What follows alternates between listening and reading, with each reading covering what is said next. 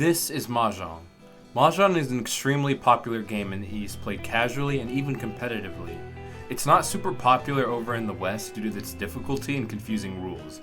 If you've ever played the video game Yakuza or Like a Dragon, this is where I've seen a lot of Westerners be introduced to it.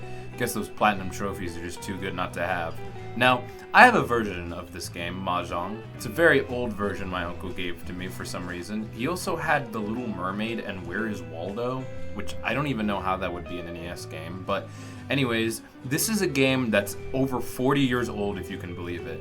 But it was actually one of the first games Nintendo ever made for the Japanese Nintendo, the Famicom. Yes, I bought a whole Famicom for this video. Originally I bought a VCR to hook it to my modern TV, but I found my dad's old CRT and it actually looks really cool on there. My goal for this video is pretty simple. I begin to play randomly, not really knowing what I'm doing, which is kind of funny looking back now that I've learned everything.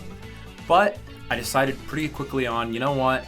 I want to finally learn this game. It's very popular, and as someone who's wanting to learn more about Japanese culture all the time, I figured it's something I should invest some time into.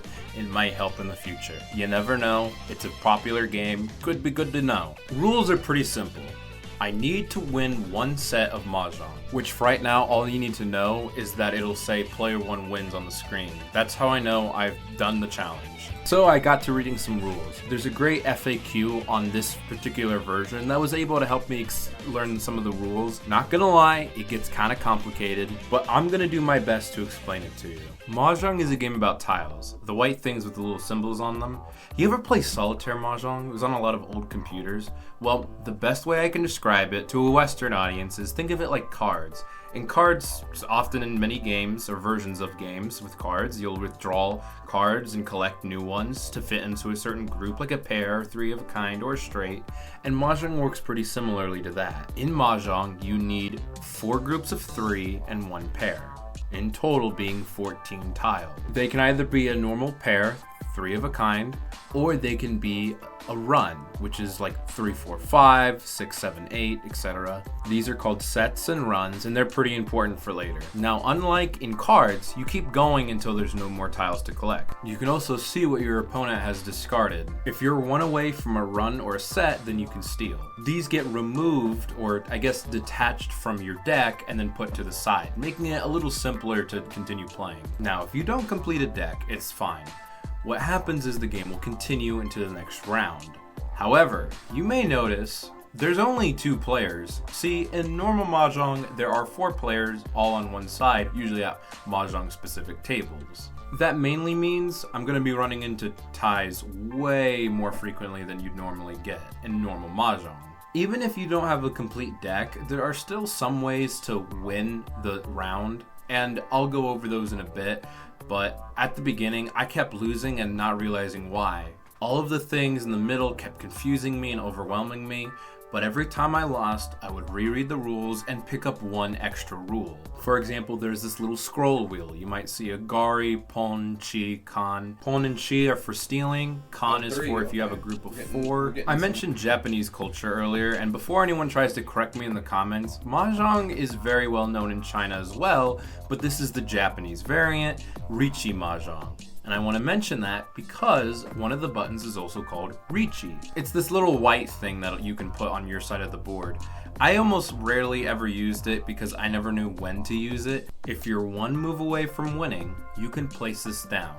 Now, on its own, it doesn't do much. In fact, it hurts you because all you can do from that point is just withdraw and discard until you get the correct tile. However, if the game ends in a draw, then you'll get extra points. You'll win the round, so to speak. And winning even just a little bit is so useful because you take your opponent's points away from them, so you end up snowballing the lead if possible. There's also a gari. This one is how you win.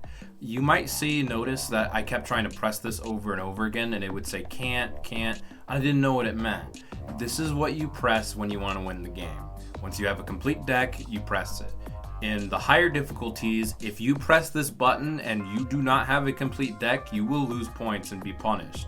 I figured because I was a noob, it's just not worth it. It's too harsh of a punishment. Let me learn the game first. You might notice from some of the footage as well, I kept losing.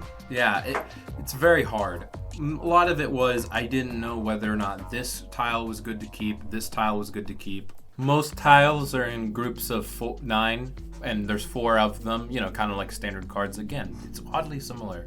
But there's also a few extra, which are the northeast, wind, and south tiles, as well as the dragon tiles, which some of them are, I don't know, they don't look like dragons to me. But still, it was just so hard. And after hours, I finally got one.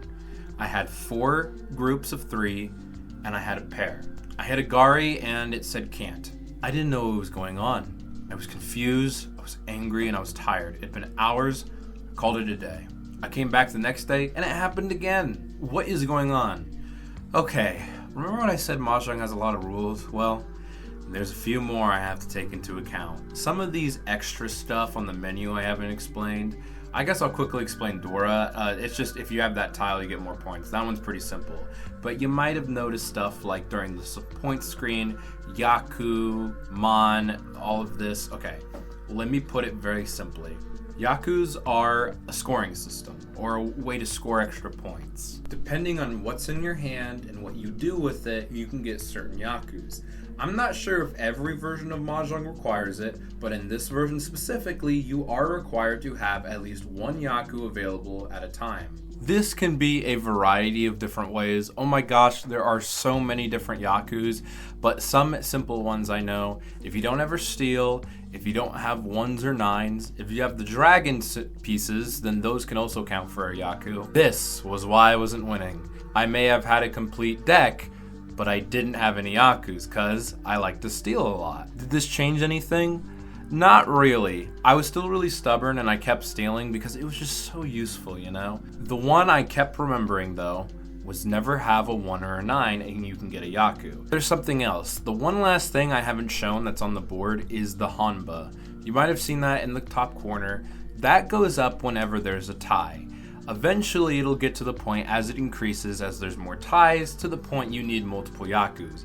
It gets very hard to win a match, game, set, round, whatever you want to call it, at that point because it's just too much. So I had to keep it down. Either I win or I lose. And if I didn't win, then I reset the game. Yakus were just too confusing to remember because some of them required you to have a closed hand, which means none of your tiles are showing, open hand, which means a few of them are, sometimes multiple, and it kept going and going. But I won. I eventually won my first game. Now that isn't over. From what I know, it's a best of 5. So you need to win 3 games in order to win the set. Now I was actually starting to get decently good at it.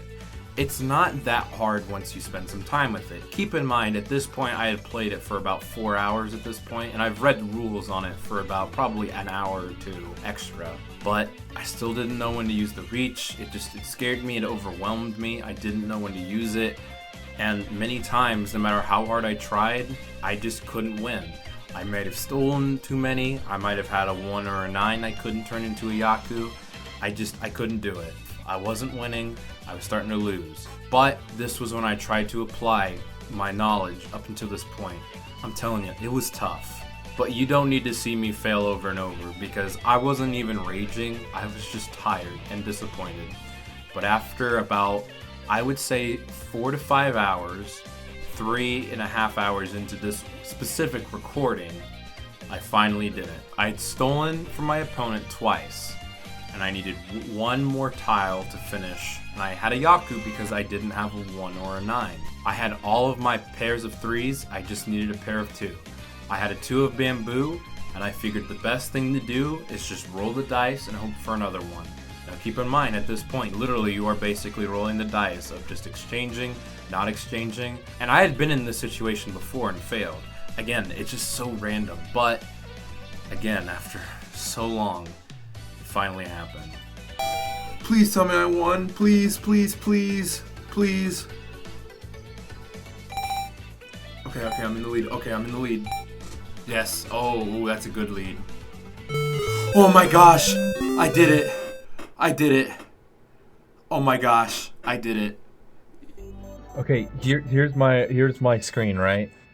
Dude, this took, no joke, if you can see down there, I paused it for, it took 2 hours and 50 minutes.